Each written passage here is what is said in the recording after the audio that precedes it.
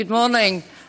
As a presiding officer of the Parliament, I am delighted to welcome you, Lord Smith, and of course all of the commissioners who are undertaking such important work. I don't intend to say very much. You have got much deliberations to make. When we reconvened in the Scottish Parliament after the referendum, I said that the referendum campaign had been a great expression of civic democracy, and the hopes and the aspirations of so many people in Scotland rest in the hands of the Smith Commission. So I wish you well in all of your deliberations and hand over to Lord Smith of Kelvin. Okay, thank you. Well, good morning everyone, and welcome to a special session of our talks on strengthening the powers of the Scottish Parliament. I'd like to begin by thanking the Parliament for hosting us today and giving my personal thanks to the presiding officer who's offered us every support in our work. When I was asked to lead this exercise, I was determined that the voice of the public and Scotland's civic institutions would be heard. And I was also determined that that would be a meaningful exercise. And to me, the measure of that is whether those voices have the opportunity to influence a final agreement between the political parties. The nominees are making good progress, and the talks, while intensive, are being conducted in a good spirit and with a real determination to reach agreement. That said, and I can assure you all, nothing has been finally signed off, not least because it's in the nature of this process that nothing is agreed until everything is agreed. From our talks so far, I can see that the submissions we've received have already shaped and will continue to shape and influence the final agreement.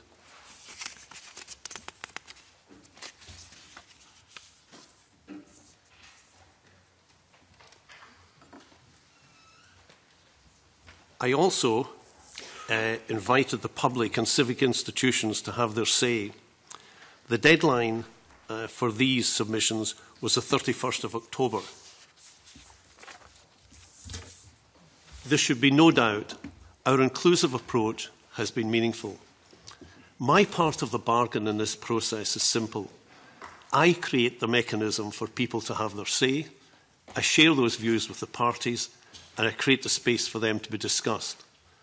The political parties can then draw on them to influence their thinking. It's been a valuable exercise, and I'd just like to thank everyone who's taken the time to share their thinking with me. Today is an opportunity for the ideas and proposals in these submissions to be discussed further.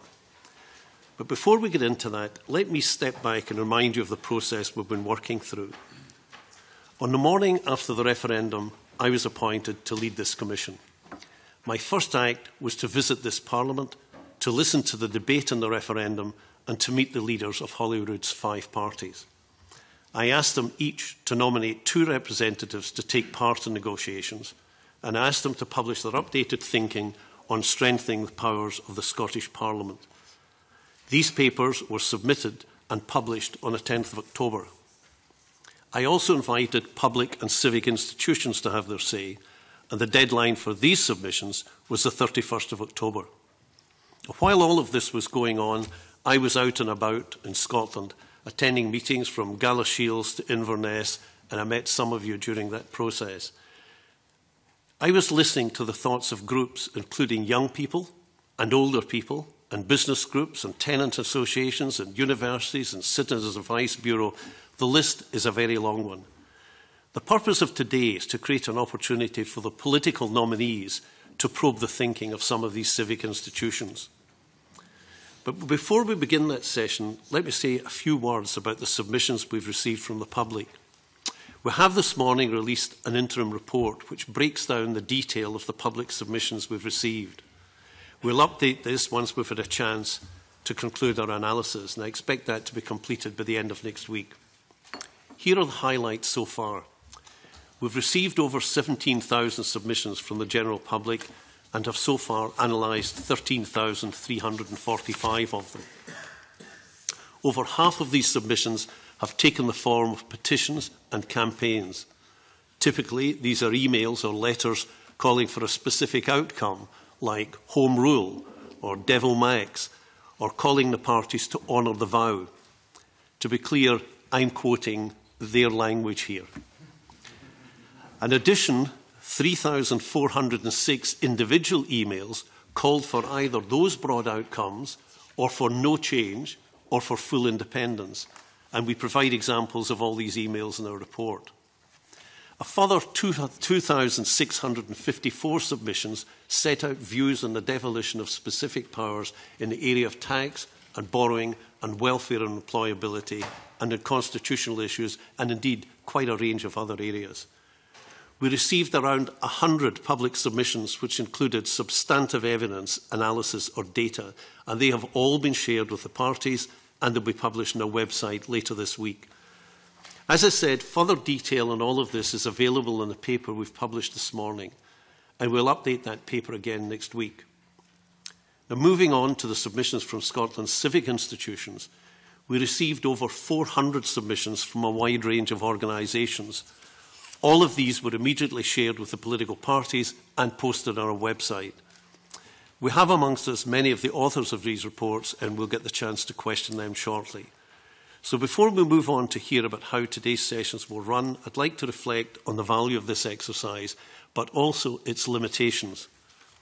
To me, it was inconceivable that the Commission could be anything other than inclusive, following, as it does, the extraordinary levels of engagement in the referendum.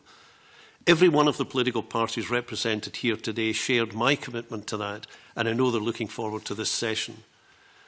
Now, given the timetable we're working to, it was never going to be possible to undertake a comprehensive civic engagement exercise. And I know that's disappointed some people, and I understand that. But I believe we've put together a process that is as extensive as it possibly could be in the time we had available. I know this created many pressures for those making the submissions. My commitment to everyone that took time is that their thoughts have been read and shared with the political parties. It's also my hope that these submissions will have a value beyond this process in not just informing what powers the Scottish Parliament should have, but in influencing thinking on how these powers should be used. So let's get on with it. In a moment, I'm going to hand over to Leslie Sawyer, who along with Richard Scothern, will be facilitating our two groups. I'll be moving between the groups to listen to both discussions. I will not be taking part in either. You'll also be pleased to hear you won't have to miss out on anything. The Parliament is recording the sessions and they'll be available to watch on their website. Leslie, let me hand over and ask you to take it from here. Thank you, Lord Smith and Presiding Officer. Ladies and gentlemen, members of the public, viewers on Parliament TV, this is now the time when we break into the interactive sessions. I will be facilitating this session and the group that remain in this committee room, and I'll be joined by my colleague, as Lord Smith has said, Richard Scothern, who will facilitate the discussions in Committee Room 1. Can I now ask Lord Smith and our 5 political nominees to move to Committee Room 1, where I understand you will also be joined by representatives from across Civic and Business Scotland. If everyone else can remain in this room, we will shortly commence the discussion sessions. We have Commission and Parliamentary staff who will assist you with directions, and once again, thank you for your time and assistance in a quick and seamless transit. We will open the formal session shortly. Thank you.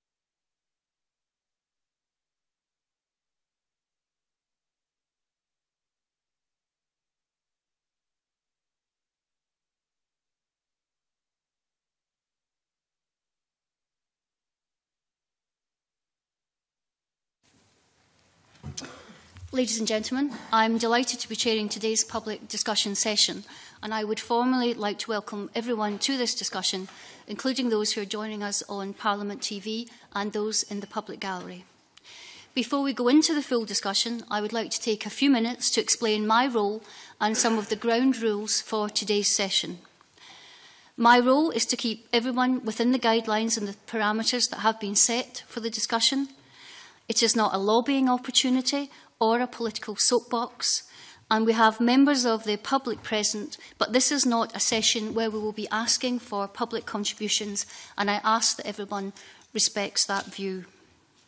It is, however, an opportunity for the political nominees to understand why devolving or not devolving certain powers will help strengthen the Scottish Parliament within the UK, and how these powers meet the principles set out by the Smith Commission and the practical issues that need to be addressed.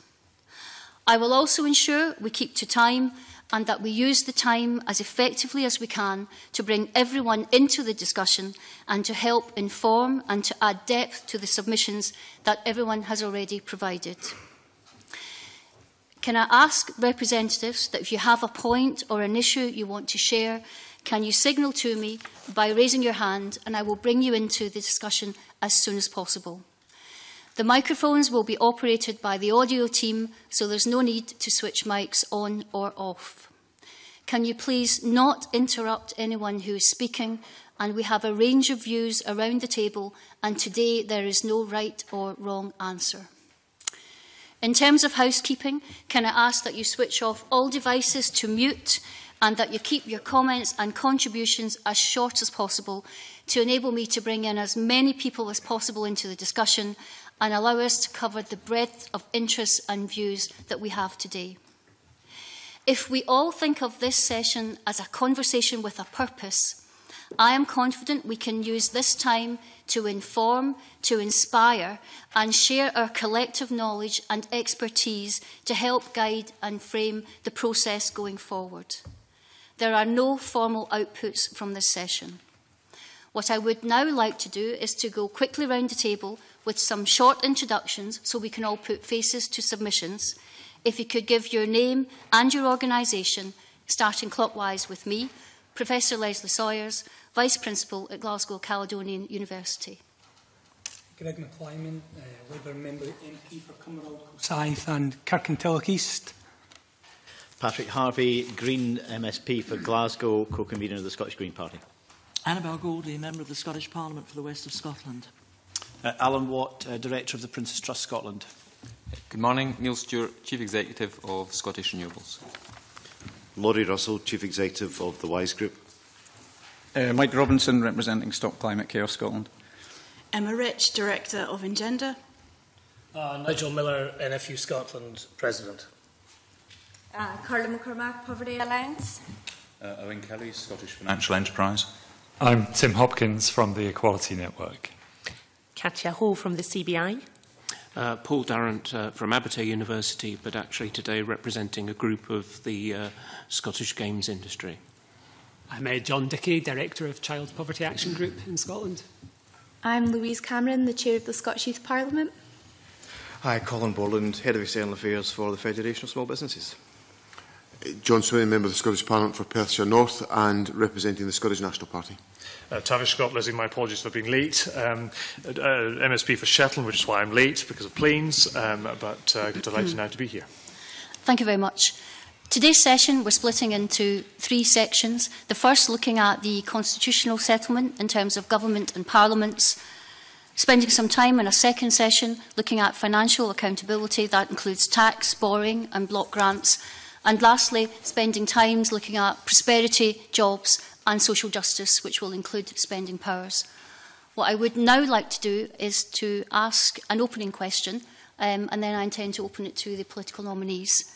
But in some of the submissions, there's been quite significant reference made to enshrining the rights of minority groups or protected characteristics into a formal constitution, and also to establishing a gender evaluation and impact assessment on all legislation.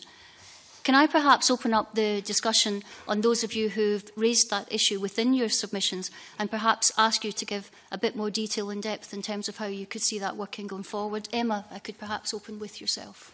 Thank you very much, Leslie. I suppose to answer the second part first, there is already a requirement within Scotland for acts of the Scottish Parliament and activities of the Scottish Government to be impact assessed, and that's part of the Equality Act 2010, the public sector equality duty thereof. What we talked about in our submission was the devolution of equality law and regulation to Scotland, in common with other representatives of equality organisations. But I think the specific element you're perhaps referring to is around the cumulative impact of assessment of the Smith Commission process itself, and to ensure, along with coherence and the other principles underpinning the cross-party talks, that thought is given to the impact of the final package on all protected groups within Scottish society, including women who, although 51% of the population of Scotland, are still disadvantaged in many ways, and women and men's lives are still different. So I think that was our point of concern around cumulative impact assessment. In terms of the Constitution, I think what we are talking about within that context, and we certainly detailed in our annex to the Smith submission our thinking about a possible constitution in light of the independence question. But within the context of this question, I think very much we're talking about the devolution of equality powers to the Scottish Parliament in their entirety. Okay. Tim, do you perhaps want to come in? Perhaps it would help if I explained why we arrived at the same conclusion as Engender did, that equality law should be devolved. And it's really a question of consistency. We've, since 1998, when devolution, 1999, when devolution began, we've worked on equality for lesbian, gay, bisexual and intersex people across a whole wide range of areas. And a lot of those are devolved, and we've been very happy at the progress that's been made in Scotland. But we have actually felt that there's been a barrier there, because equality law is reserved to Westminster. And there's been an inconsistency in the approach, for example, the approach to hate crime and the approach to equality law, because one is devolved and the other is reserved. So it's actually been a big disappointment to us that we've been unable to talk to the Scottish Parliament about equality law, and actually, we think, make as much progress in that area as we have in the devolved areas. So that's really where we've been coming from, and actually it's been our policy that equality law powers should be devolved ever since 1998. Okay. I shall have the political nominees. Does anyone want to continue in this questioning? Or Tavish, I know you're keen to perhaps ask another question. Patrick? I mean, I suppose I would just draw it to the first principle that's been agreed by the Commission is that what we're all seeking is a substantial and cohesive package of powers enabling the delivery of outcomes, sorry about the jargon, but the delivery of outcomes that are meaningful to the people of Scotland. I just wonder if we could hear a couple of examples about the kind of impact, the kind of objectives we could be serving, the real world impact that we could have if we took the approach that you're suggesting.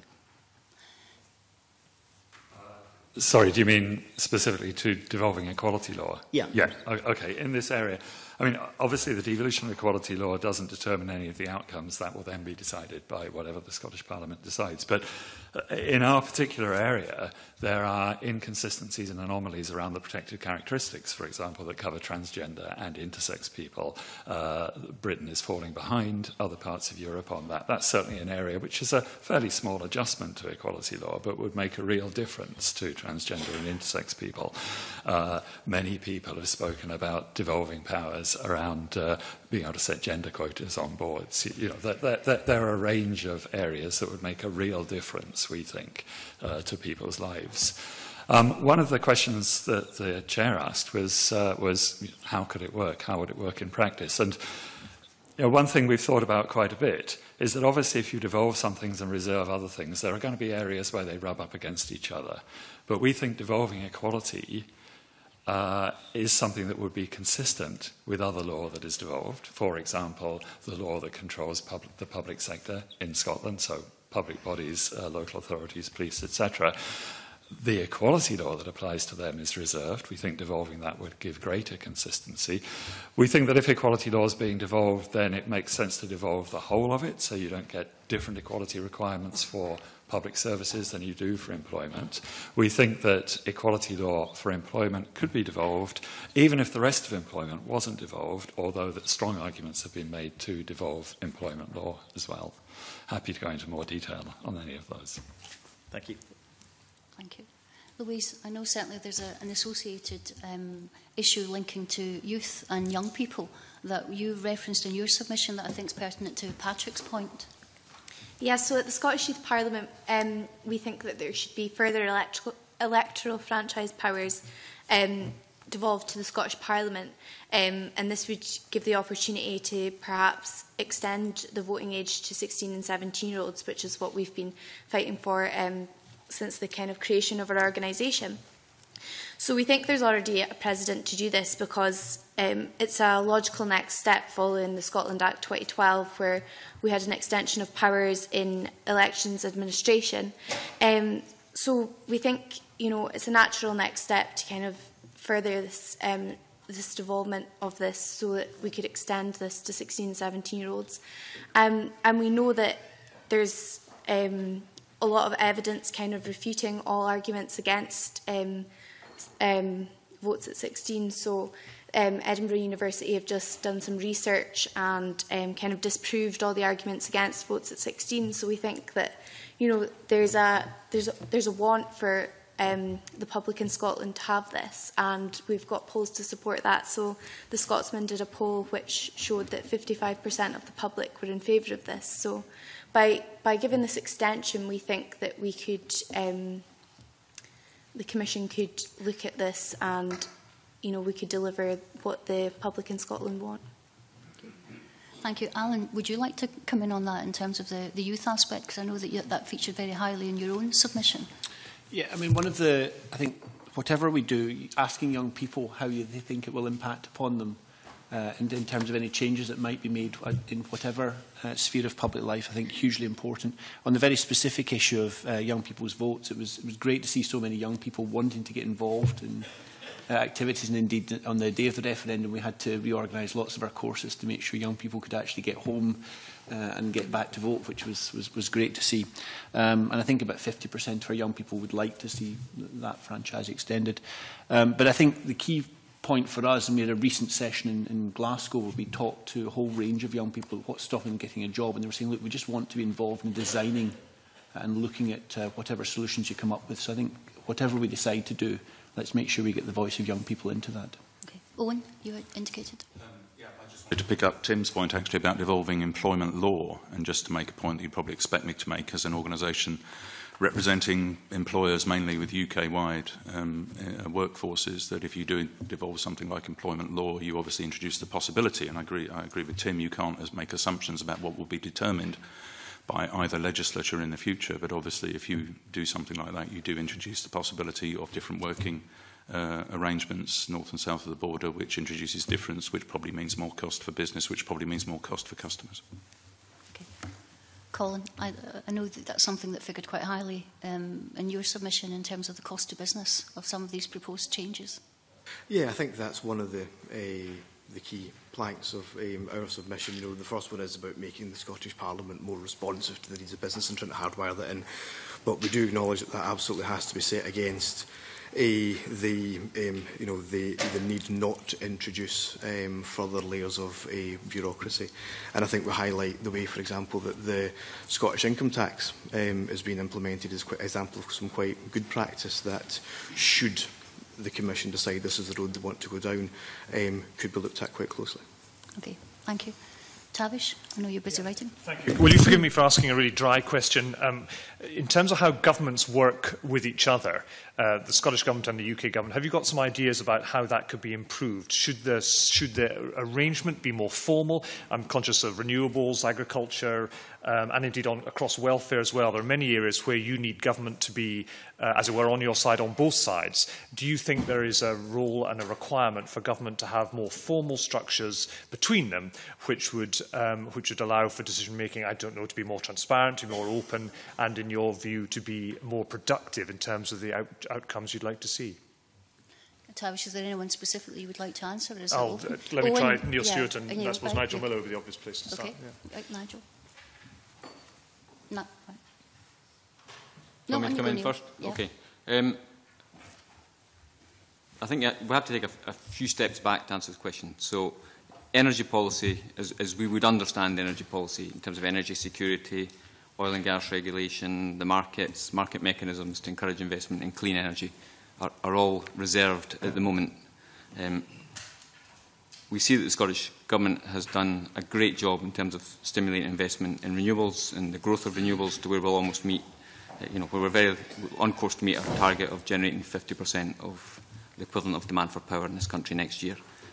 So there is a lot of interest in how we can reconfigure powers to further strengthen the support for renewables in Scotland. However, when you start to look at the ways you might do that, it's very difficult to see how you transfer powers without starting to impact on some of the fundamentals that have also driven that success, such as a single energy market, such as a UK or GB-wide basis for incentives to invest in renewables. And therefore you start to get into a situation where costs start to outweigh potential benefits. So we then did start to look at how everything being wholly reserved in a situation where Scotland provides around a third of the country's renewable electricity. I think it's 90–95% of the country's oil and gas reserves. For want of a better technical term, that doesn't feel quite right that all those decisions are made at Westminster without any formal role for the Scottish Parliament or Scottish Government. So what we're very keen to see, I don't think we've bottomed out exactly how it would work, but yes, absolutely, some intergovernmental process whereby energy policy becomes more a shared responsibility and where the Scottish Government, but we'd also expect Government in Wales, Government in Northern Ireland to sit round the table with the Westminster Government and create more of a sense of a partnership or a joint energy policy for the UK as a whole, because different parts of the country have different strengths and can contribute different things to what is an incredibly difficult task of transforming our energy sector over the next 10, 20, 30 years. So yes, we're very interested in how we create a new intergovernmental framework to make that happen. Nigel, could I perhaps bring you in? I think we're probably in a similar place, and I think that the reality is for our members, having a unfettered access to the UK market and actually having the synergies which come off that, and also the single energy market, obviously a lot of money comes into Scotland through that. And we've got members obviously involved in energy as well as agriculture and to a degree fishing. It was something that came up in probably all of the meetings that we did, and we did about 8 or 9 either meetings or teleconferences. And I think part of it was transparency of decision making and having some sort of symmetry between ministers on that process. And I think there are examples in Belgium. There's also previous agricultural minister or DEFRA minister Nick Brown had a sort of cabinet system where he chaired the ministerial meeting and representatives of the devolved Scotland, Wales, Northern Ireland and the under minister in DEFRA took on the English role, and they actually sit down there on the table and actually came up with a policy decision for the UK, and that was what went to either EU or for wider negotiations, international negotiations. Now, to us, that sort of process, now maybe that isn't the ideal format, but that sort of process, which is a mirror of really what they do in Belgium, is absolutely vital, and it's got to be transparent and it's got to happen regularly, and probably the agenda for those meetings should be published so that it's actually seen to be done. Now, in negotiating terms, you can't actually reveal the outcome of that, and the outcome may be a complex one. There may be a core negotiating position with particular issues which are sitting alongside it for particular parts of for Scottish interest or Welsh interests, and I think that's a plausible negotiating position. It may be 6 months later you want to publish that, but it's got to be transparent, because I think certainly our members feel that representation in Europe isn't transparent, and there's obviously claims made that it fails to deliver what Scotland needs, and we've got to get away from that. And if personalities within that team don't gel together, unless it's a formal process and unless it's transparent, then it will fail. Thank you. Patrick, you wanted to come in and then Owen. Yes, thank you. Just to come back on the point that Neil was making about the need for governments to work in partnership, for example, to create a shared energy policy. Can I ask, it's a great aspiration, but if you have two governments which begin from very different starting points, let's just think hypothetically that you might have one government that was very keen to pursue the rapid expansion of renewables and another government that was keen to appease climate deniers in its backbenches, just hypothetically. What kind of mechanism can achieve that kind of shared partnership decision-making unless both governments need one another, unless powers can only be exercised, decisions can only be made, policies can only be adopted in a shared way? Neil, I might come back to you. So, as I said in my remarks there, I don't think we've bottomed out exactly how that would work. And I guess fundamentally this comes back to some of the unique characteristics of the UK, in that you have one very big constituent part and three smaller constituent parts. However, even in the purely hypothetical scenario that you paint for us, I do still see that there is potential for a shared and enlightened self-interest to prevail, because in the scenario you talk about, for example, the UK will still have stretching renewable energy targets to meet. That renewable energy will have to come from somewhere, and in that scenario I would see a situation where you have the Scottish Government which remains committed to the development of onshore wind. You have a government in Westminster which might not necessarily want onshore wind in the places where the majority of its party representatives come from, and there is a shared self-interest in allowing Scotland to pursue a slightly different track from the rest of the UK. Okay. Owen and then Annabel.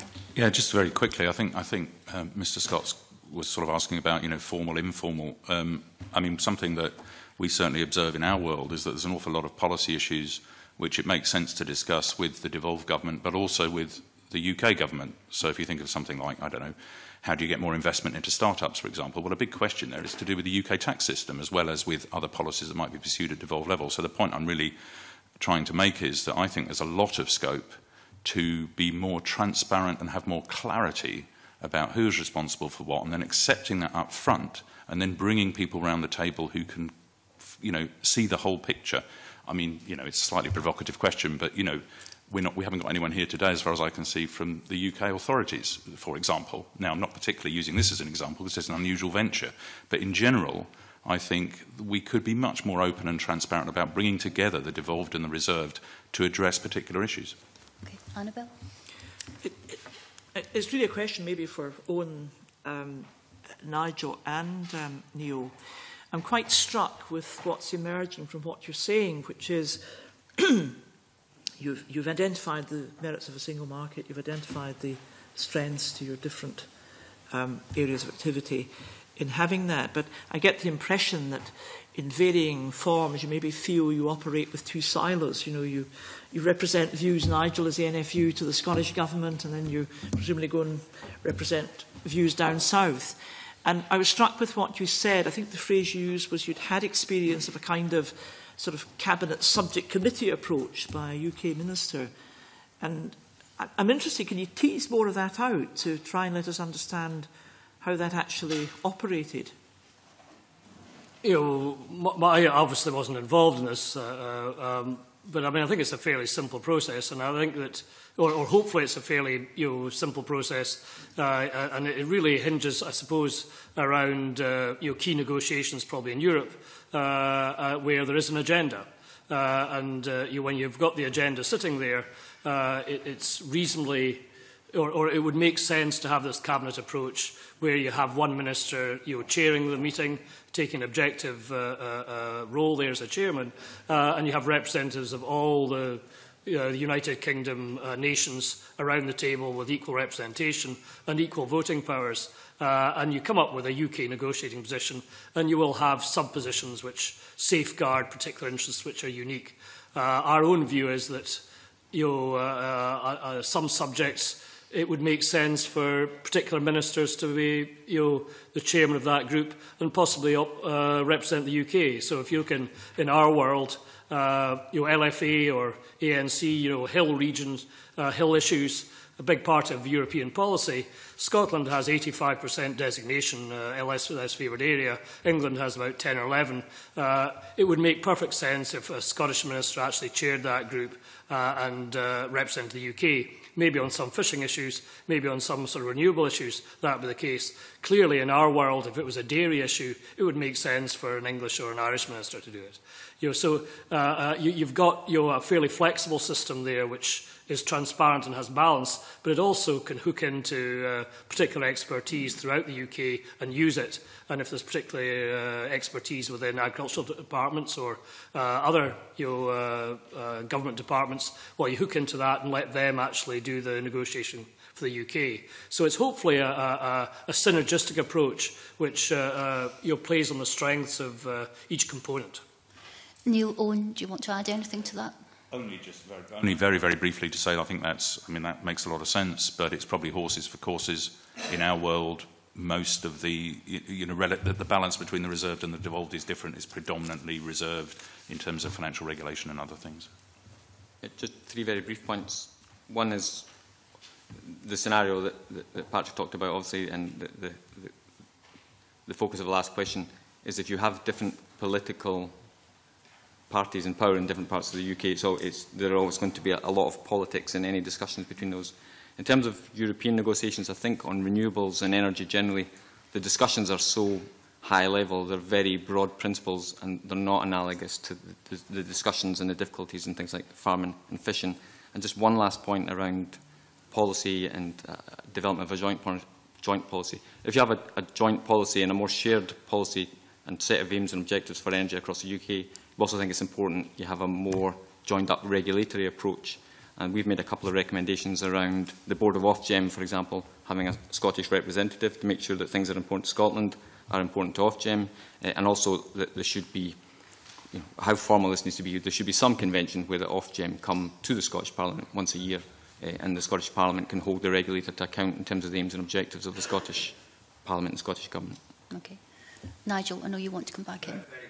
I mean, we would be in the same place. I think it makes perfect sense to have some common regulators in the UK, but it would also be make sense for devolved and certainly Scotland to have representation on those bodies, and also that they should actually be accountable to the Scottish Parliament and Scottish ministers. So I think we're probably in the same place there. As far as this tension between politics or political parties, we don't really see, and I suppose I would say 90+% of our membership, although it's split in some ways, is very supportive of devolution and think it's been good for Scotland. So we're a very pro-devolutionary industry.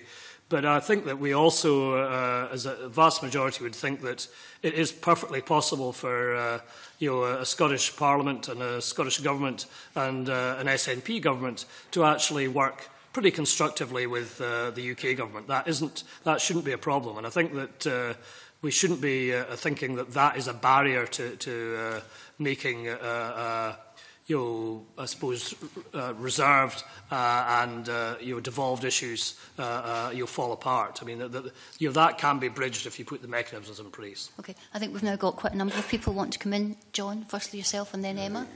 Could I take on to just back to a different topic that we're discussing, unless there was anyone wanting to contain that fluid? I'm interested in the exchange that took place that involved Tim and Colin and Owen about, well, really starting off with the aspiration to devolve equalities, responsibilities, and then the impact that can potentially have on employment issues. And I was interested in Colin's observation that it is possible to do things differently, if I understood it correctly, through the Scottish rate of income tax, which obviously requires a certain amount of change and different administrative systems for all employers operating on a cross-border basis, to be able to pursue a different approach, given the fact that the statutory framework changes. And I'm just interested to explore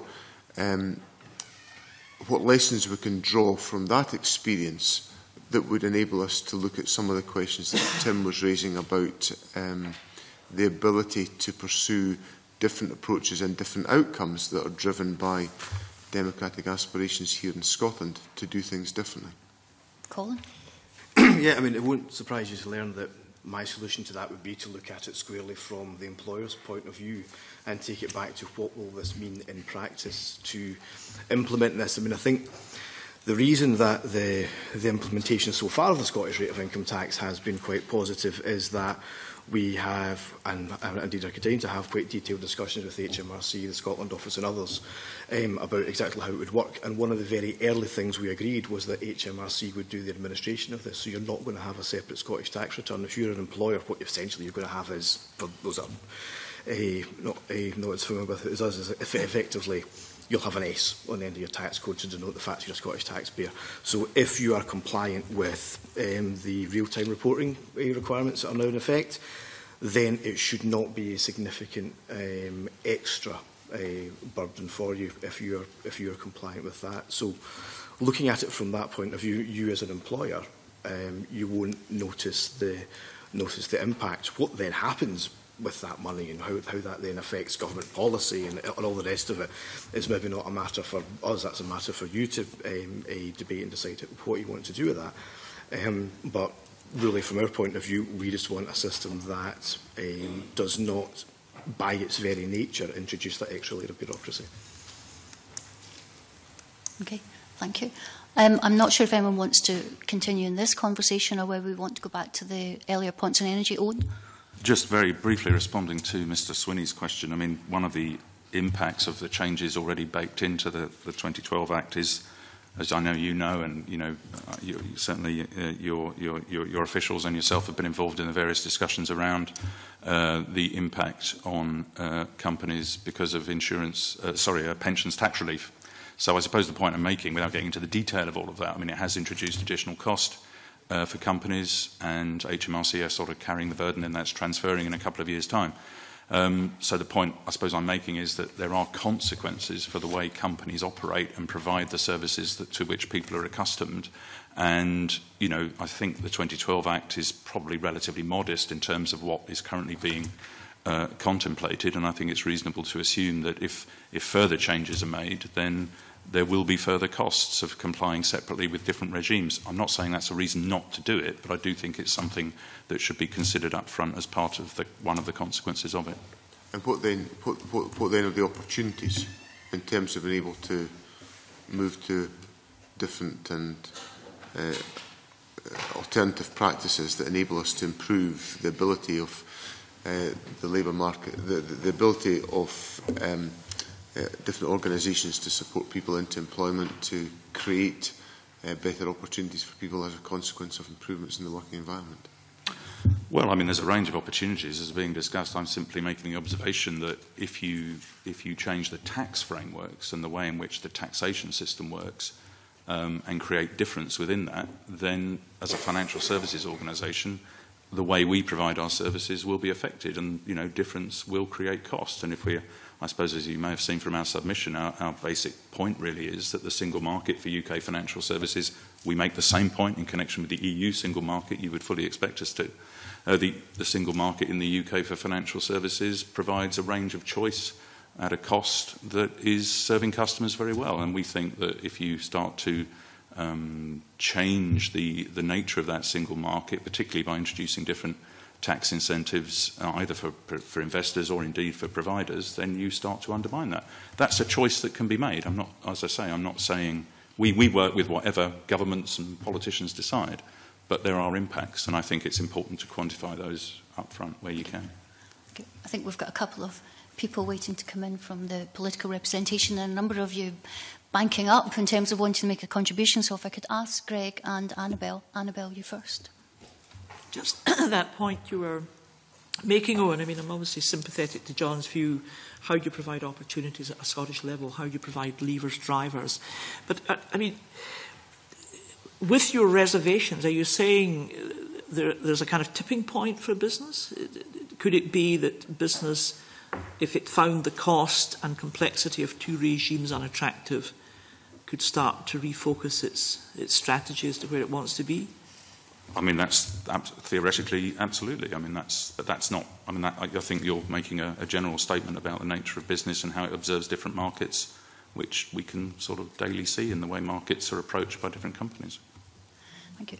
Perhaps I could bring in Emma, Paul, and then Mike. Emma?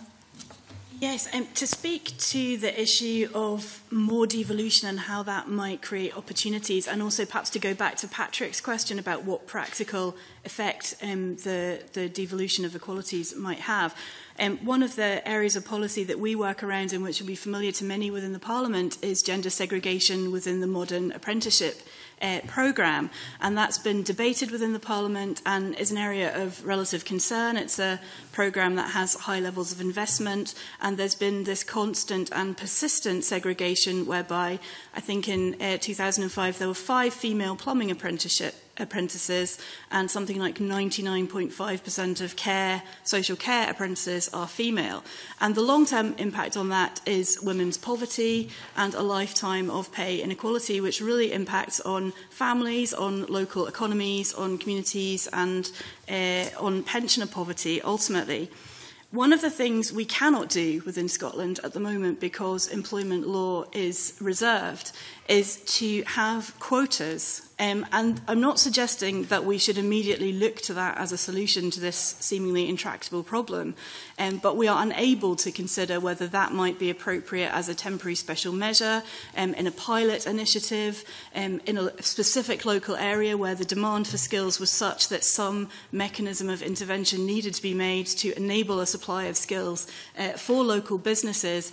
And gender segregation happens in areas where there are skills shortages, and so there's a mountain of evidence to suggest that gender segregation is a drag on economic growth, and particularly in some sectors like the renewable energy sector. So the devolution would enable Scotland to consider in the round some of these intersections between equality, economic development, skills, and perhaps to deliver on some very current ambitions like the targets identified in the Commission for Youth Employment.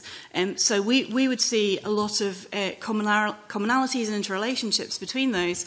To go back to the point about a mechanism for creating coherence across policy boundaries, one of the things we recommended in our submission was a light touch impact assessment looking at devolution, whereby Whitehall-based policymakers would consider the impact and the interrelationship of the policy they were developing with policies currently within the competence of the Scottish Parliament, the Northern Irish Assembly and the Welsh Assembly Government. And that would solve a problem that we've noticed where far below the level of ministerial engagement or even Parliament, we see policymakers working with an insufficient understanding of how the policy they're developing will relate to Scotland. And an example of this is the universal credit development, where we sensed officials at the DWP were quite surprised to understand the context around childcare in Scotland, something which was very much related to their work, but which wasn't visible within their existing understandings or frameworks of policy making. So our suggestion would be that, although we would absolutely welcome some of the other suggestions on the table for a much more high level and structural structure. Okay.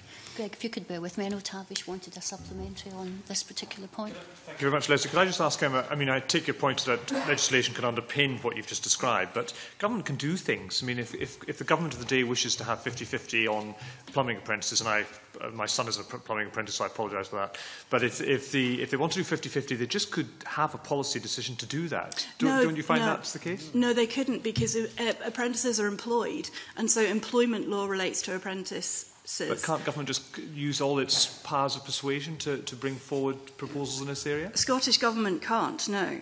So the UK government could absolutely create the circumstance whereby a temporary special measure could be created around apprenticeships within Scotland. Absolutely, but it hasn't shown any desire to do so currently. No, I understand that. And so that then becomes the problem. And because there's a conflict with the European anti-discrimination directives, that introduces another level of complexity. So it has become a kind of insurmountable problem to resolve within Scotland. So there's both European law and UK law? It doesn't preclude temporary special measures, and temporary special measures do exist. So for things like parliamentary quotas, or even for quotas for women on boards, which are widely in place across Europe, there is a conflict with the European Equality Directive, but you can create an argument for a derogation in regard of that. But it is a bit complicated. So in essence, what that means is that any exception to equality law, like the one that permits all-women shortlists within the UK parliamentary elections, would need to be quite carefully crafted and framed. Okay. Thank you, Greg. Yeah, thanks, Leslie. I want to go back to the issue that Owen was raising, we've discussed with John and others, and ask Owen to explain specifically around the Scottish rate of income tax, the implications for gift aid. Because my understanding is that that's had to be looked at in some detail. Thank you. Owen, just before you reply, there's a few people waiting to come in, so after Owen, perhaps Katja, do you want to come in on this point? Thank you. I can be very brief, I'm afraid, and say I'm just not. I'm afraid I'm not close enough to that to be able to give you the sort of answer that you would need. I'm sorry about that. Katja? I wanted to come back, if I may, to the point around your comment around the tipping point. I think that has to be true, that at some stage the costs could potentially outweigh some of the benefits. But I think the more important point to make here is to emphasise the benefits that come from having an integrated internal market for the whole of the UK, and what that does in terms of boosting jobs and growth for all parts of the UK. And I think that means that internal market has some key pillars. One of those pillars, I would argue, is business tax. Another one, I would argue, is the single energy market. We have to make sure we get £100 billion worth of investment by the end of this decade. We have the mechanism for getting that investment through EMR. That's taken 10 years to get to, and it's important we stick with it. I also think a single employment law framework is an important part of an internal market for the UK. On the point specifically around equality and anti-discrimination, I think it's true to say that the UK as a whole has one of the strongest anti-discrimination legislative frameworks in the world, and rightly so, so we should. Quite a lot of that law, of course, does come from Europe, including some of the points that you picked up. I think it's important to look at not all of the levers have to be legislative. There's a lot of progress we can make and have made on things like boardroom diversity, which hasn't required any change in legislation. And I think we should remember the scope for doing things where the government, in a sense, acts as a convener or as a facilitator and drives change within business and business practice. Okay, thank you. Mike, I know you've been waiting to come in, and I think your submission did specifically mention gift aid, to Greg's point. That wasn't the reason I was going to come in. And apologies for that. I know it was quite some time ago, but feel free to make the point that you've been waiting very patiently to make. Yeah, sorry. I mean, obviously it's dotting about a wee bit because mine was more in relation just to the energy discussion that we were having earlier. No, but please, Mike, please make it. You can come back.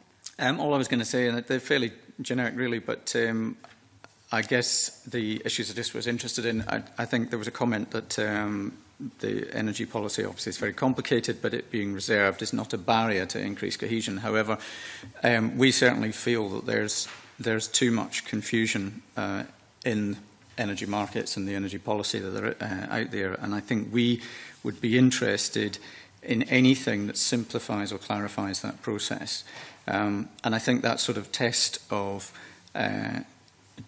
increasing devolved powers should pass that test of does it make it simpler and clearer to deal with this area. We believe also, though, that there's an opportunity here. It's not just that the fact that it's reserved at the moment is not a barrier. I think it's actually that there's an opportunity to do things very slightly differently, and we see this as an opportunity we should take where we can better tailor energy policy to local circumstance. So there's a number of areas that we would like to see obviously improve and more cohesion across the board. And the other area which did come up, under the energy conversation again, if anybody remembers that, was about this issue about a sort of voice both within the UK but also potentially internationally too. And that's an issue, again, that we're very interested in. It also came out of some of the submissions on international development where we feel there are missed opportunities for Scotland there. So. Thank you. And I know that gifted was mentioned in a number of submissions. Does anyone specifically want to respond to Greg's question? If not, then I'll perhaps bring in Paul, whom I know has been waiting quite patiently, and I'm not sure which conversation you want to contribute. We seem to be running three at the one time, but please. Yeah. Yes, thanks. This was actually a point I was going to make on the jobs and prosperity theme, but it actually relates strongly to the discussion around coherence, particularly for business, and in the context particularly of inward investment. When our group met with Lord Smith, and this was a group of some of Scotland's significant games development companies, one of the examples we talked about was a shortly to be announced $50 million investment from a US company to the UK that's predominantly being spent in Scotland, but essentially is dependent on supplies across the UK. And the entire investment is predicated on the UK creative sector tax reliefs. So I think there were concern from our group at the time about the extent to which there could be coherence that would ensure that those type of inward investment opportunities weren't missed for Scotland and for the UK generally. Okay, thank you, Tim. I know you've also been quite patiently waiting. I just wanted to make a couple of points about this question of the potential problems for industry dealing with different regulatory systems, both sides of the border, especially around equality. I think it's important to always remember that equality law is not just about being a burden on business. It is actually a benefit to business, that if we can encourage more people to go into work, if we can deal with people's fears around the kind of places that they might want to go and work because they fear being discriminated against, then that would be good for the economy in Scotland. So there are very big benefits as well as costs. On Katja's point about a UK-wide framework for this, of course, Northern Ireland is part of the UK single market and has already devolved equality and employment law. So I think it is possible. And the other point I wanted to make is that actually I think there's another benefit, potentially, to having different systems north and south of the border, and it's to do with creativity. We found in the work that we do that the fact that the Scottish Government can develop law in an area, whether it's repealing Section 28, equal marriage or whatever, and the UK Government is developing law as well, but they're happening at different times and in slightly different ways, means that new ideas are developed, and ideas do get copied both sides of the border. So I would just throw that up as a positive aspect of devolving some of these things to Scotland, is that you can actually get more creative. Okay, thank you. Laurie, I might bring you in at this point, because in your submission, I know that you had quite a focus in terms of the all-in work or all-out of work and the need to have integration and seamless employment policies. Are there any of the aspects that you would like to add or comment on for the group? My comments are going to be largely under the third element of the debate. But I think it's important to tie together the creation of jobs, economic policy, with support for people who are outside the labour market currently, and with skills.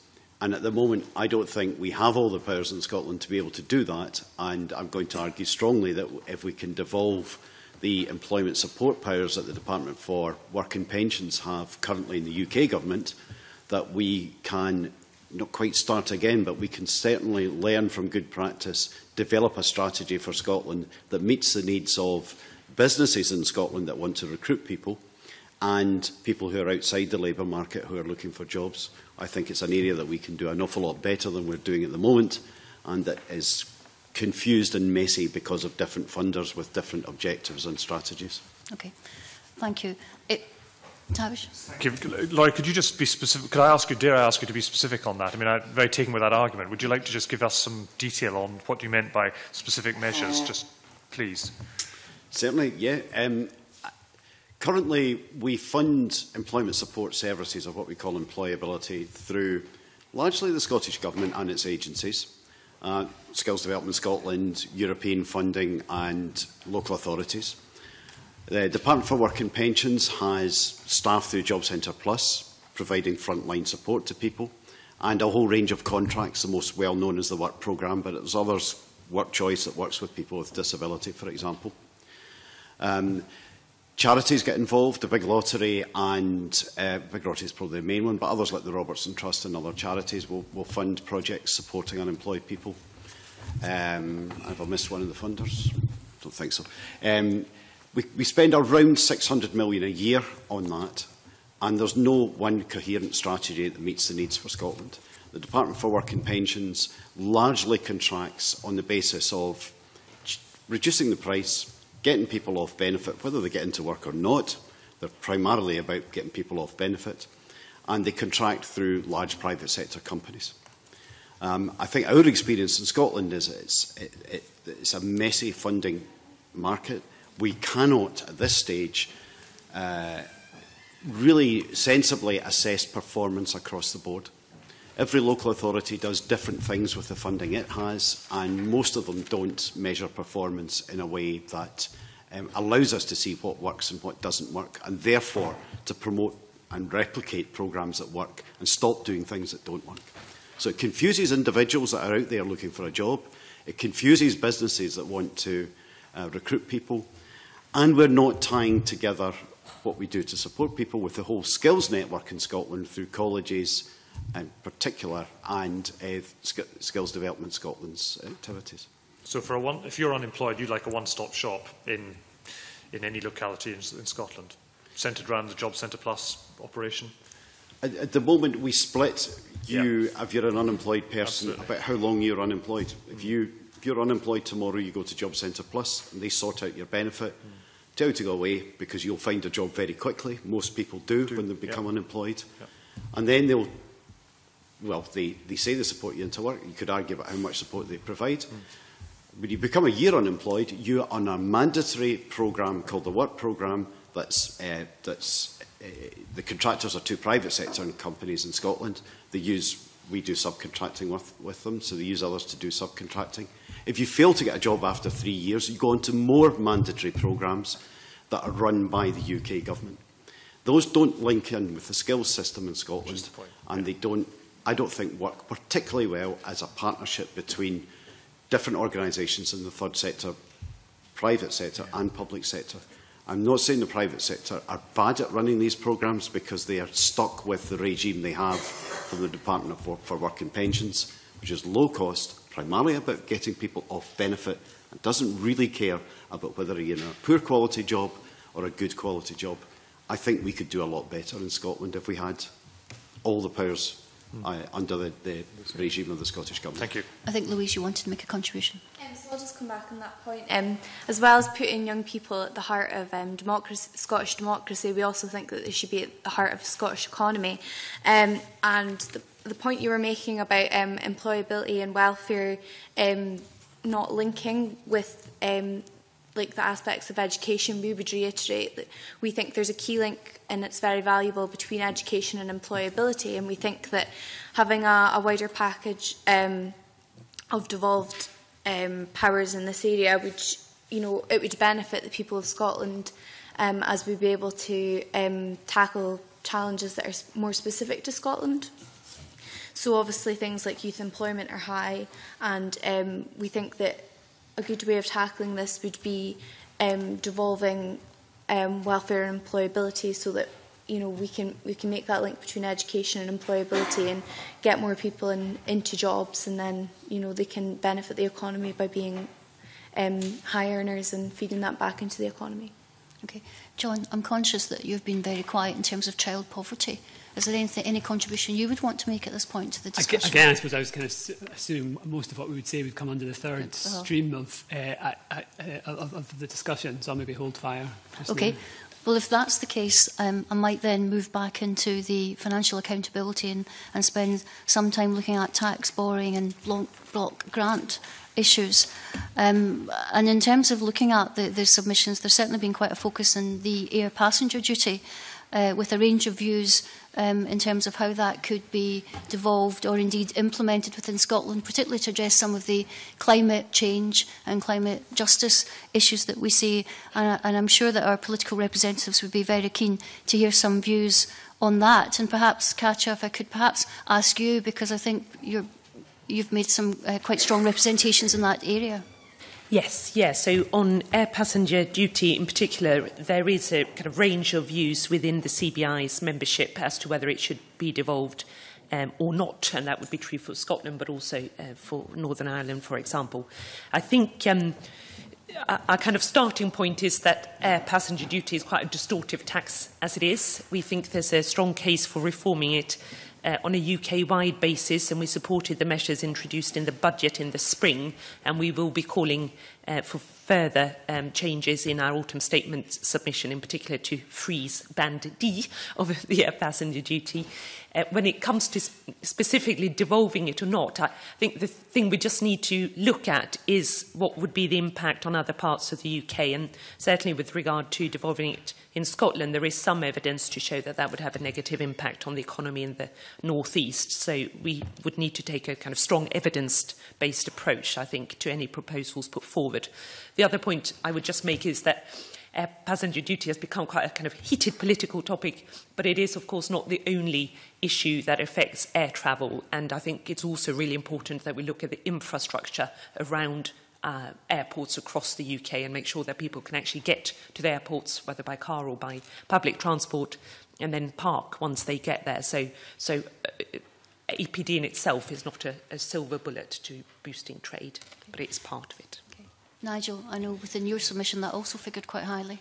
Yeah, I mean, I think we saw it as something that you could use to counter peripherality, and that if you had powers there, I think that you're probably in common with other sort of business organisations. We are looking to have a baseline of tax which is doesn't disadvantage Scotland and is compatible with the rest of the UK, and therefore there'll be some pillars that are stable.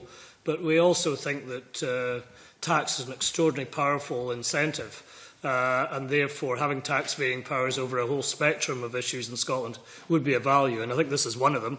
Others would be to encourage investment and I suppose influence the way land's used and possibly encourage inward investment. So within I suppose a framework which is the same, similar portfolio of taxes as the rest of the UK, with some pillars which are quite strong. We think there should be a whole spectrum, and this is one of them, the air passenger duty. Okay. Dave, could I perhaps bring you in on these issues from the STUC's submission? Yes, firstly to apologise for my late arrival. Secondly, I mean, to be honest, specifically with reference to air passenger duty, which we've suggested that on balance we're minded to support the devolution of, it's not an area perhaps reflecting some of the less than binary positions that our business colleagues have represented. It's not one that we would particularly fly the flag for, or to be honest, waste too much of what hopefully will be valuable time that we'll get to contribute later on in pushing. We're minded to support it.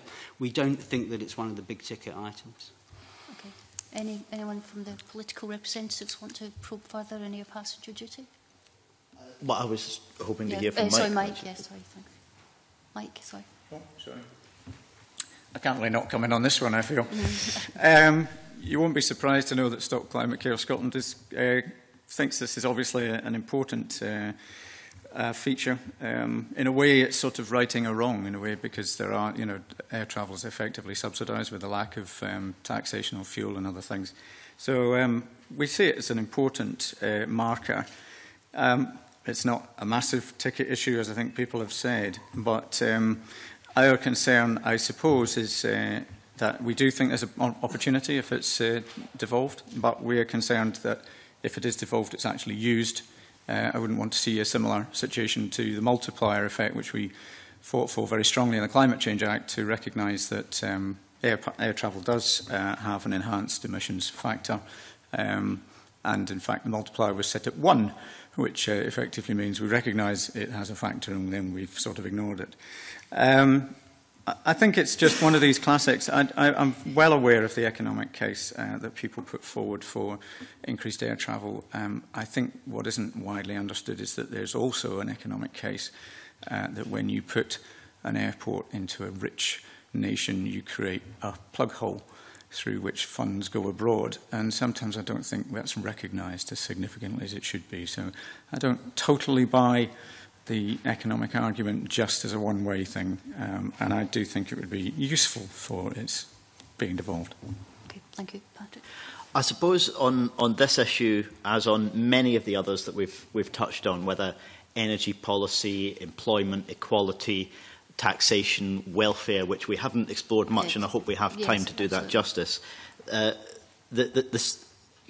not really here to debate how these powers ought to be used, whether a particular tax should go up or down, whether a particular change to employment or equality law is a good idea or a bad idea. But in reaching the decision about the balance of costs and benefits, because most policy changes that any government will make have a range of positive and negative effects, and you have to make a judgment about the balance between those, the question is, should Scotland be able to make that decision? Should a Scottish government be in the position to make the judgment about the balance of positive and negative effects and decide that it can exercise that flexibility? Not should a particular policy lever be pulled in one direction or another, but should the decision be possible to make in Scotland? And I wonder if people could reflect on that, because quite often we've heard this kind of this argument made that, well, there'd be a balance of positive and negative effects. You have to make a judgment about the costs as well as the benefits. If you want to make that judgment, the question is, where should we make that judgment? Should we be making that judgment in Scotland, or should we be unable to do so and leave those judgments to be made at UK level? Thank you. Greg, you wanted to come in? I just wanted to observe on that point Patrick's making, that it would seem to me that deciding where a power should lie depends actually on that judgment about costs and benefits. And actually what we need to do is dig into what the costs and benefits are, because I don't think you can separate out those two principles. Okay. Colin? Yeah, I was wanting to say, for what Patrick and Greg have said, I think you're absolutely spot on, and what we've sought to make very clear in our submission that we are resisting the temptation to say that particular powers should be devolved to the Scottish Parliament just because we happen to think that the current Scottish Government would make jolly good use of them. Equally, we're not arguing for certain things to be retained at Westminster because we think the current Westminster Government makes very good use of it. The question has to be, where is there a business case that the very act of taking a certain decision at a certain level, regardless of the political complexion, is in the interests of business?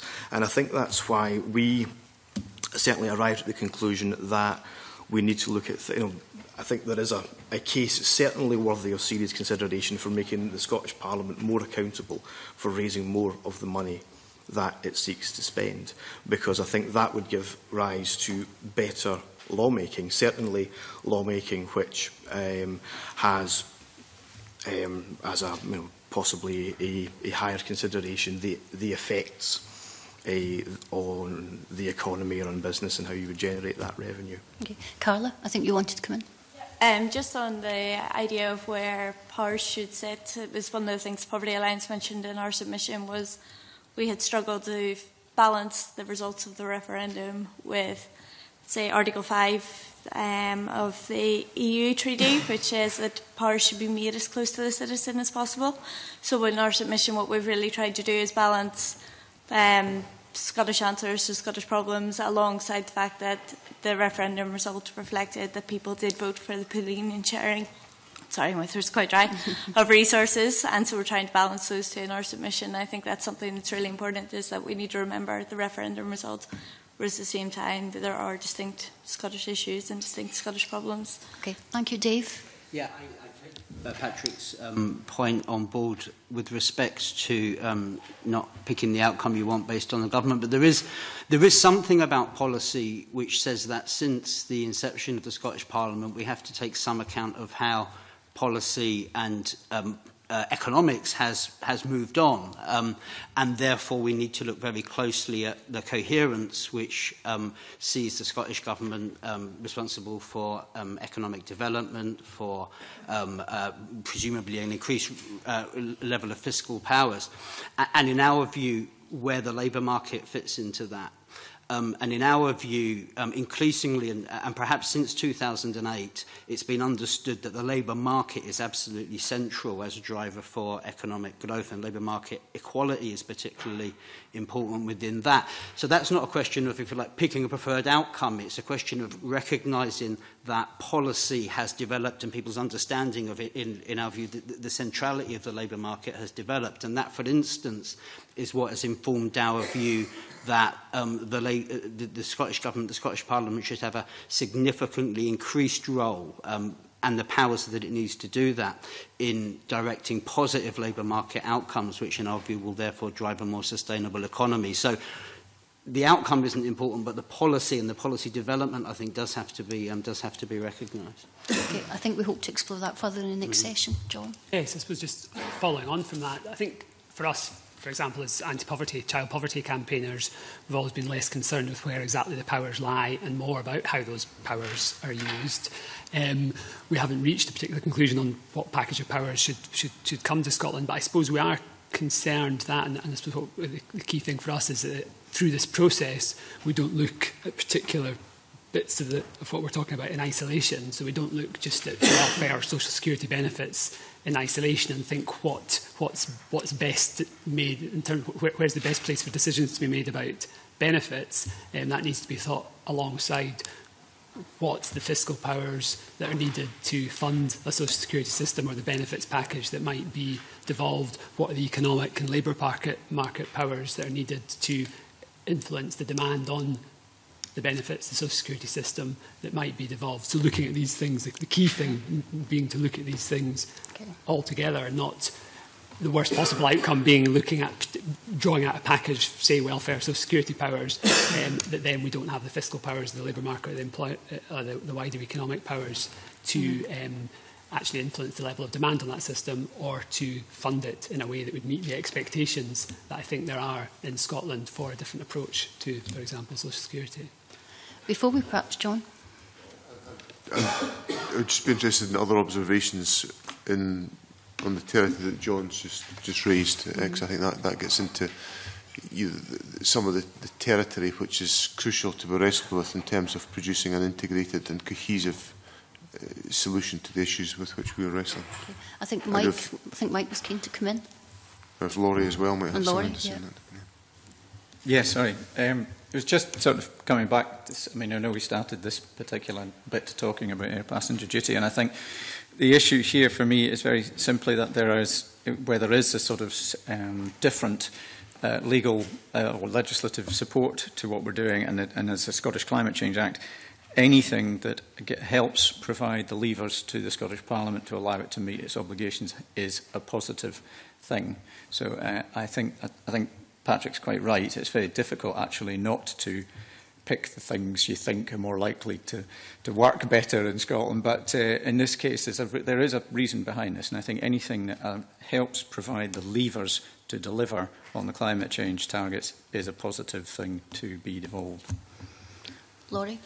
Can I comment on the benefits system? Because I think that there's a big issue about to what extent we should devolve elements of that. My argument would be that pensions, which is the bulk of it, as people know, should stay within the UK, but the in-work and out-of-work benefit system, if we can devolve employability services, are essential. For two reasons. I think, firstly, if we are getting people off benefit, then we want to see the financial benefit of that staying within Scotland if we have a different system to other parts of the UK. And secondly, the in-work benefits are increasing because of tax credits and zero-hour contracts, part-time jobs, low pay, one element of the creation of jobs in Scotland, I think, has got to be to tackle in-work poverty. So I think we would want those levers. So my argument would be that we should be looking to devolve in-work and out-of-work benefits from the pension system to Scotland. Carla? Just to follow up on what Laurie was saying, we have also said that we would ideally like to see all powers over welfare, excluding pensions, devolved to Scotland. And in the event that we didn't get all powers, we'd like to see working age benefits and family-related benefits devolved. The most important thing, though, for us is that with the actual benefits being devolved, we want the policy levers and the financial powers that accompany them. Because for us, it's very important we don't end up with like the parity principle like Northern Ireland, where we're forced to implement a system that we don't want. So for us, it's about power over policy and delivery as well, plus the financial levers. Okay, thank you. Before we go on to the session on social justice and jobs, I actually was taken with the point that Greg had made in terms of the costs and the benefits. And if you go back to the issues on taxation and the detail provided, there's quite a consistency of view with regard to corporation tax. And I think it would be quite helpful just to explore why your membership have arrived at the views that corporation tax should not be devolved. And Dave, I'm looking specifically at yourself and Katja and probably Owen on this one. For two reasons. One, as a policy lever to create employment, sustainable employment in Scotland, we doubt its effectiveness. Therefore, for the explicit purpose to which people have suggested its devolution, we're not sure that it works. And secondly, we favour harmonisation not just across the UK but across the whole of Europe with respect to corporation taxes, because we think that there are competitive dangers, that some of the competitive dangers out there might be more extreme than the explicit case of Scotland versus the rest of the United Kingdom. But generally, we think that this is one area where harmonisation as widely and globally as possible is something to be supported. Katja? We think that keeping corporation tax reserved is important. It's a fundamental part, I think, of the internal market in the UK. Probably three key reasons. One is, I think, different rates of corporation tax would increase cost and complexity for companies operating in different parts of the UK. They would effectively have to set up different tax arrangements and operate an international tax regime within one country. Secondly, I think there's an issue around what it could do to tax receipts. So you would see shifting of profit and losses to different parts of the UK, and what would that do to overall tax receipts in the UK, and how is that compatible with meeting some of our fiscal challenges? And then thirdly, I guess there is an issue around how we monitor economic activity. And we did a survey of medium-sized firms, and already around half of them, I think, say that the complexity of the tax system is a barrier to them being able to operate effectively. So I think overall we should be looking to reduce the complexity of the tax system, not increase it. And we are in a situation where the UK as a whole has an attractive rate of corporation tax now. We'll have the lowest in the G7 from next year. And I think that's been a good message in terms of attracting inward investment to the UK and creating jobs here in the UK. But it should be an attractive corporation tax for the UK as a whole. Owen? Yeah, just very briefly to add to those comments. If one is going to do this, then I guess you would be requiring companies to make separate assessments of their activities for tax purposes in Scotland and the rest of the UK and financial services. That's going to be really, really quite tricky and costly, I think, for individual companies. But also, I think, if one were seriously looking at this, it would be important to consider what the implications would be for double taxation treaties internationally. I think that could be another layer of complexity. Okay. Paul, I know you've got some specific issues around software taxes. Is there anything that you would like the panel to be more aware of? Well, essentially, yeah, I mean, the point I was making earlier from the context of coherence was one around the creative sector tax reliefs, and the example I gave was not doing something that deterred inward investment for the UK. And the example of the $50 million was one where there's a significant amount of that being spent in Scotland. And I think that was just a real example that we talked about at our session, where different ways of providing reliefs could cause problems for our sector and deter inward investment. We also, in our session, looked at the way that innovation funding was distributed across the UK, and we wanted to make sure that there was consistency around that area, so that, again, there weren't distortions in the way that we've talked about things associated with corporation tax. Okay, thank you. Do any of our panel members want to probe further on taxation or block grants, or are we happy to move on? Neil? Just one last point. I mean, I agree very much with what Patrick said around this being around principles rather than how things would be introduced. But I think we also have to look at affordability and practicality. And so there has been a lot of talk, for example, about renewable energy policy being devolved down to the Scottish Government. And I think there's a question to be asked is, if you devolve policy down, do you also have to devolve budgets down? And if this is about Scotland making decisions and wanting to build as much renewable energy as possible, I think there's a question to be asked around, would devolution of energy policy and therefore budgets to support certain outcomes result in us having more renewables or less renewables? And also, in terms of the practicality of it, renewables are subsidised through a levy on consumers' bills, and therefore if you give policy over to the government, you give budgets over to the Scottish Government, would you also end up setting up a situation where you had to have separate billing in Scotland and people paying different levels to support different things in Scotland and other parts of the UK? Okay, thank you. Greg, and then Tavish. Yeah, thank you. Just again, an observation. We're talking about taxation and the block grant. Have any of the organisations represented here today looked at potential scenarios where Scotland is losing out from a block grant which doesn't keep up with the pace of, say, economic growth in the rest of the UK? So, for example, if income tax is taken out of the Barnett formula, what are the potential scenarios for Scotland's public spending?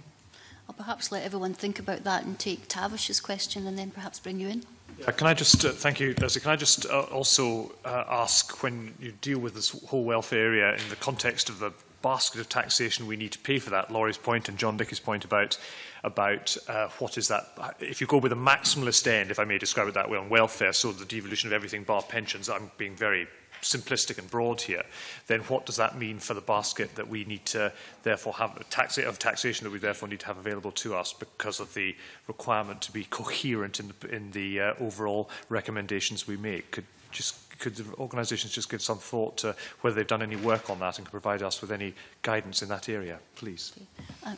And whilst you hold that thought, can we go back to Greg's original question? Is there anyone who can share any examples where they think there has been a discrimination or a differentiation across the UK? No. But we don't mean that to believe that... It's slightly different from that. Say, for example, income tax was to be devolved. We know that one step towards that is very simple in terms of the adjustment to the block grant, which says you would reduce the block grant by whatever Scottish income tax receipts were estimated to be in that particular year. But there's also a second step in that process, which is the adjustment to the adjustment, which depends on the size of the UK tax base and the Scottish tax base. And if we're talking, as I think we are, about wanting to do things differently and having the resources to do that, I'm just asking if any of the organisations here have looked into that at all. It doesn't sound as if they have, Greg, but it's perhaps one that the Commission might want to take away as an action. John? I think what that point takes us into is the territory that John Dickey was raising, which is about the fact that in whatever way you approach the devolution of further responsibilities, whenever you go into the territory of financial powers, whether it's the financial powers to raise and to collect revenue or the financial powers to take on responsibilities for elements of payments, such as in the welfare state, you've got to have a decent crack at the whip at both ends of the spectrum to be able to control sufficient financial powers to enable you to handle the financial risks that come from the payment of welfare payments or the dependence on tax revenues that arise. So the package has got to be sufficiently comprehensive to enable you to deliver a sustainable solution to the challenges that you wrestle with in the public finances. Yeah. John? The short answer, we haven't modelled out different scenarios of what exact levels of economic powers, fiscal powers and social security powers would need to go with different scales of packages of devolution of social security. In broad terms, in answer to Tavish's question, if you're talking about maximum devolution of social security, then I think you need to be looking at pretty maximum devolution of fiscal powers and economic levers. And I suppose the point we make is that the worst possible situation is to have sort of maximum responsibility for social security for the benefits side of the equation, whether that's benefits to people in or out of work, but without the resources to be able to fund that system and without the economic levers to be able to create the kind of economy that would reduce the demand on the system. Social security is absolutely crucial to reducing levels of poverty and across Europe. So you look across Europe, that played a big role in terms of benefits to people in and out of work, reducing levels of child poverty. But we actually rely on it to a much higher level in the UK than other European countries where, for example, poverty levels are reduced before you start making benefit transfers, whether that's through the tax system or whether through pre-distribution, through the way that rewards are distributed in the labour market. So we need to look at these things in the whole if we don't find ourselves taking on responsibilities without actually having the levers to pay for that and to affect demand on the system. Okay. If I could, sorry, Nigel, and then Dave. Sorry. We certainly looked at this. I think our analysis or sort of dialogue was constrained because we didn't really totally understand the Barnett formula. So that isn't a good starting point. But I think that in reality, if you go for devolving significant amount of powers, you almost by default go to devolving a lot of the tax raising powers as well, or that was our view. So you very quickly get to almost to a federal sort of situation logically. In some ways, you are in discussion. That was the end point that we thought made sense, and it meant that there was total accountability and transparency in what was going on, and that there would be a core UK tax which presumably looked after defence and foreign policy and macroeconomics and base regulation, and that other powers were sitting in Holyrood, and they raised the taxes for it, and you knew that's what they were doing. There did look as if there was, in the interim, real dangers in doing that, and as far as maybe impinging on a sort of open market throughout the UK, which was, and we felt there might be some sort of competitive distortions. So you had concerns, and I suppose that one halfway house is a 50-50 sort of equation. But if we go down that route, presumably you need to have tax varying powers. And spending powers which are actually within bands, so that you actually you avoid extremes and you have some sort of cohesion with the UK. Now that's a sort of messy compromise, but it actually may have the effect of stabilising the sort of open market or base market within the UK. Okay, Dave, if you could hold Annabelle. I know you wanted to ask a question that was. It's not a general question, and it's sort of following on from what. You've just been saying, Nigel, but it also links in with what John was saying.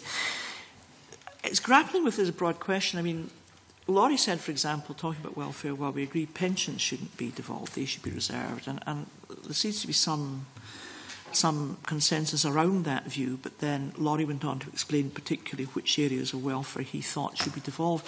I'm just interested as if there's a view about Is there deemed to be some kind of stability about allowing something like pensions to be paid for by a UK exchequer, to which all taxpayers here make their contribution, Does that also apply to some core welfare provision? Because I'm slightly in a dilemma here about why people seem to favour devolving some things and yet think other things might be preserved. Is it an economic argument? Is it an argument for social mobility throughout the United Kingdom?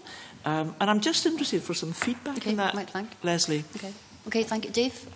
Maybe just touch on that before just talking a bit about the a response to Greg's question. I mean, it strikes me that there is an important function of welfare payments and pension payments, a macroeconomic one, which is that they provide important fiscal stabilisers. And that isn't something that can be ignored. Therefore, the fewer cross-border welfare payments that you have, you get an increased level of potentially of destability.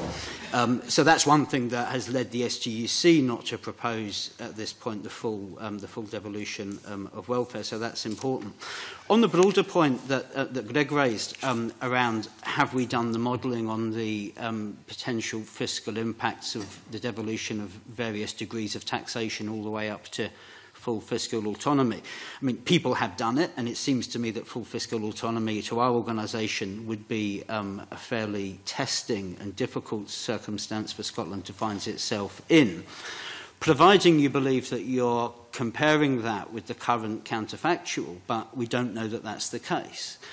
We have heard a number of undertakings from those who would, I suppose, favour less tax devolution, that the Barnett formula or the block grant, however we want to describe it, is what we're comparing that against. But there isn't any certainty, there isn't any political certainty for folk that that will be the case in 5 or 10 or 15 years' time. So it's not really a question of what your modelling says, it's a question of what you're modelling it against, and that's a far more difficult political question in the current circumstances.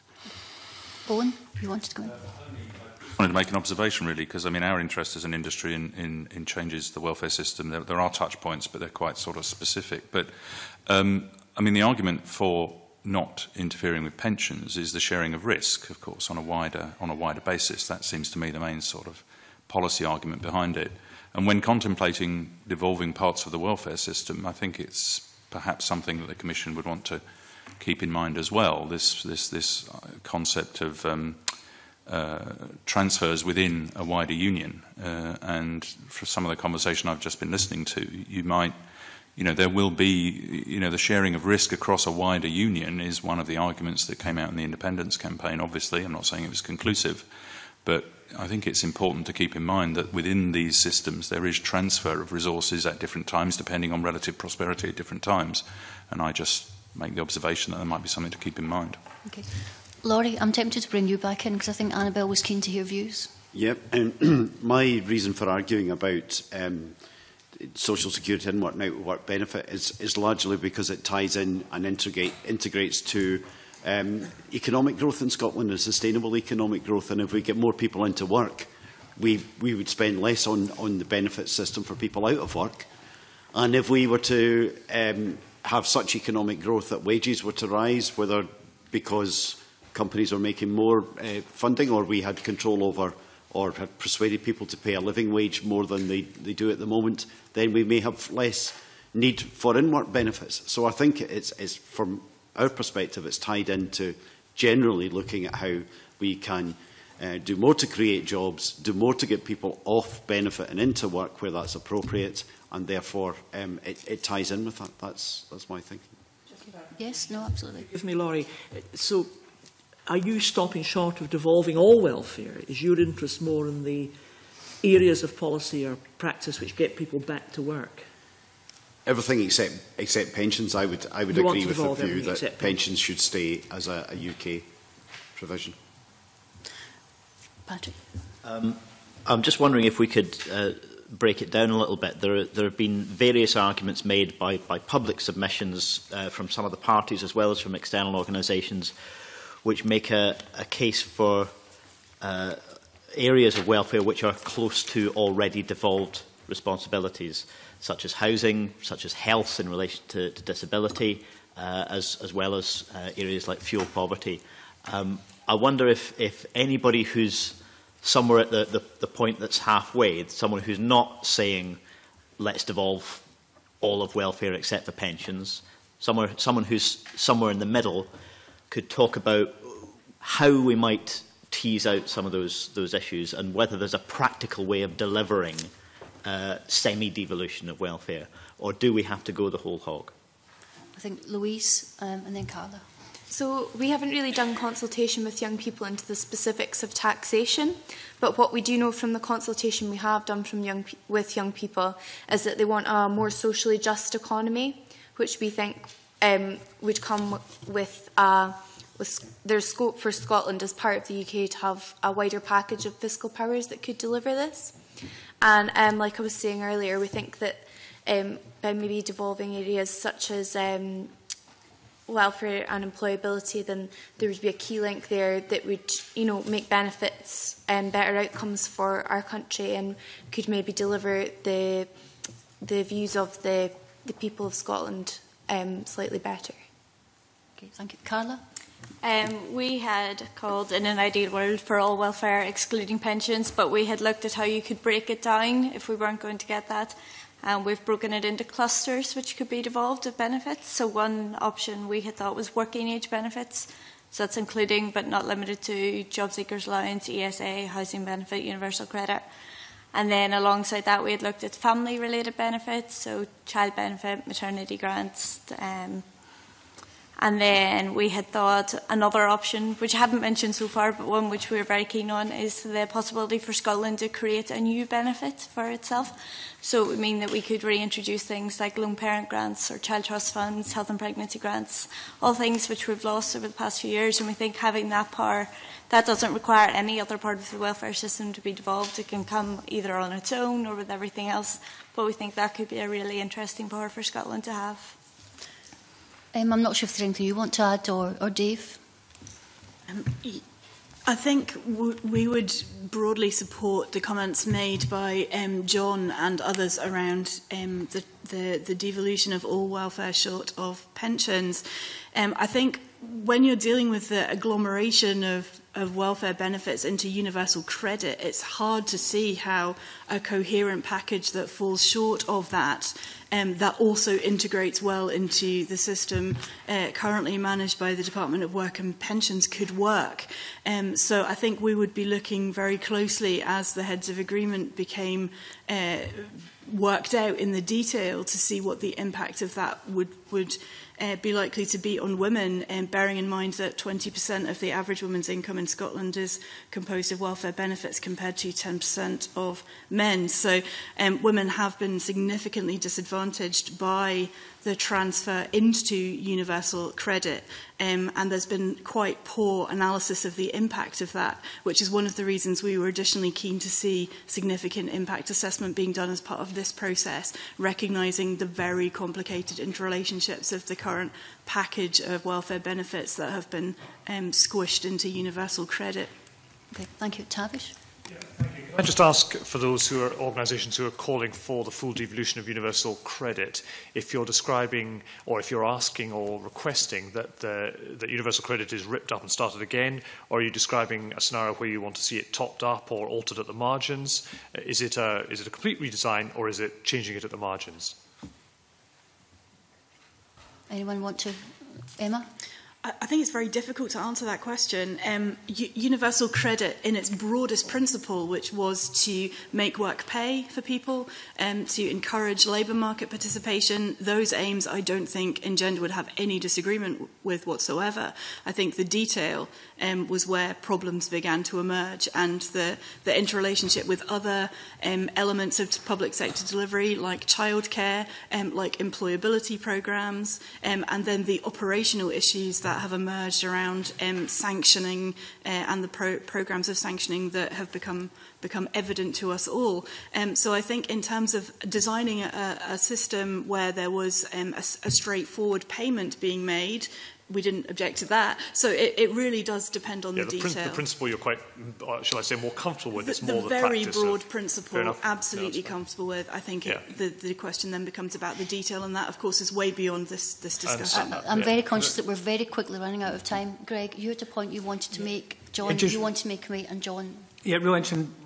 Carol and Laurie was saying in particular around wanting the devolution of all welfare except pensions. Have you looked into the extra risk that would import into the Scottish budget? There's a reward of having control over that system, but say in a scenario where, say, the oil price fell dramatically and the Scottish budget was under pressure, I mean, have you looked at how that might impact upon the money that's available to deliver the kind of services? Can I ask everyone to keep answers now very brief so we can bring John and John in? Thank you. But Laurie, yes. To that question is, no, we haven't. Well, I haven't, and our organisation hasn't. But I think I just wanted to reinforce Emma's point. I think it's about the principles of universal credit. I think generally everybody would agree it's how that's put into practice. We haven't yet seen that fully put into practice, but it's what comes along with that. It's a bit like the work programme, for example. You know, the principle of that's right, but if you add in mandatory participation and sanctions at a level that most people think are blaming those people that are unemployed for the fact that they don't have a job, it doesn't work. It's the elements that go around it. My question isn't about that, it's around actually the risk that is imported into the Scottish budget. I mean, have you thought about that at all? No. Yeah, thank you. John, your question. Can I just make 2 points? One is on the point that Greg's made, that, you know, in a sense, we've rehearsed that point about the fact that if you're going to devolve significant responsibilities that carry risks, you must have the ability to have to generate the resources to substantiate that, which I think is the point that's been made already.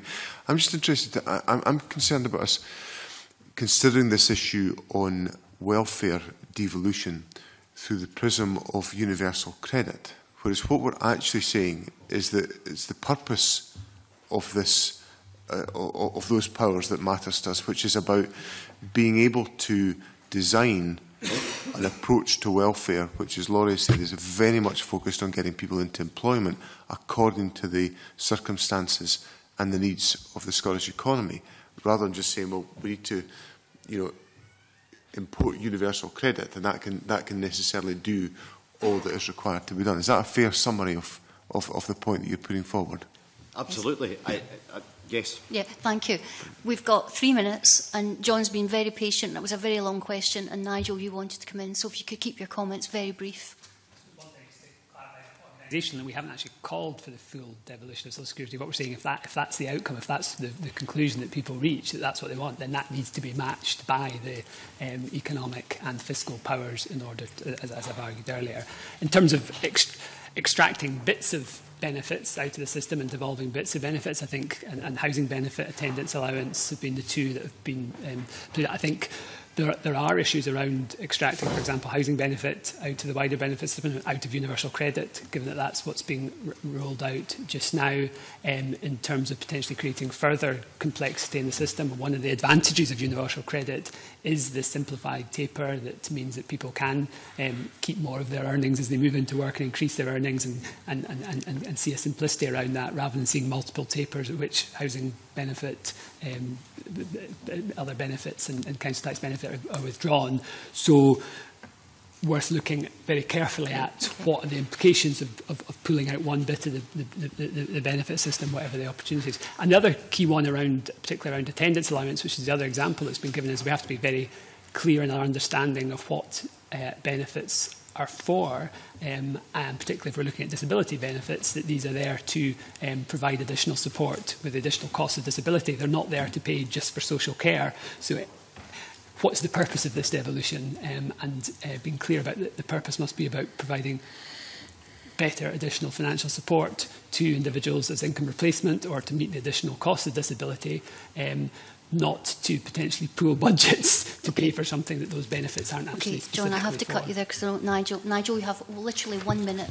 Yeah, very basic. Just coming back to what Greg had said, really, I mean, our members probably pulled back from a Devo Max of a position, feeling that a significant percentage of block grant was important to avoid those risks. And I think that also there was real concern that moving away from some of the vehicles we use for delivering money just now and creating bespoke new systems or new policies could be very costly, and therefore that if we're looking at tax or welfare, we should have a core system which we share with the rest of the UK, and the Scottish Government has powers to actually add to that some additional delivery mechanism, but use the same core systems to avoid costs.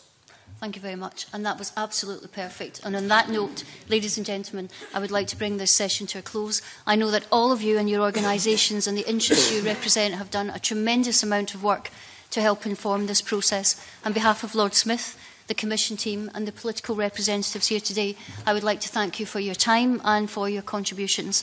I know, like me, you recognise this is the start of a process, and we all look forward to seeing the outputs and conclusions over the coming months. Ladies and gentlemen, members of the public, this session is now closed. Thank you.